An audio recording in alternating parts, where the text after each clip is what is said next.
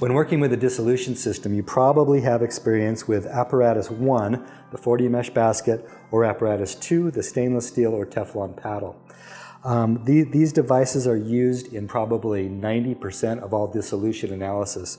It's important to maintain the quality of these consumables, and they are consumables. It's important to understand that these devices have lifetimes. I know it's really hard to replace these because they are expensive. However, to maintain the quality of your data, it's important that these are in good form. When you're doing your analysis, it's important that you observe what's happening in your vessels. When you observe a basket in rotation, it's pretty easy to see if that basket is moving symmetrically and in good form, or if it's maybe a little bit asymmetrical, maybe a little bit lopsided when it's rotating. If that's the case, it might be time to make a change and change out these baskets. Also with the paddles, most of our customers prefer the Teflon paddles for compatibility with different media types and different acid types. It's important to periodically inspect these paddles for quality.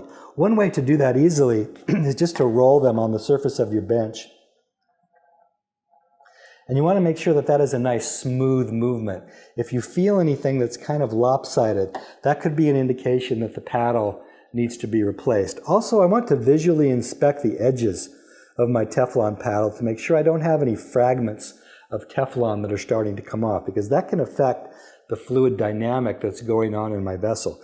If that's the case, I can use a small amount of maybe sandpaper or a nail file to kind of polish those edges and make sure that I'm not introducing variation into my vessels. When I'm working with a dissolution system, I want to be able to reproduce the same dynamic in every vessel every day to produce the best quality of data I can. And the quality of your consumables is very important in that effort.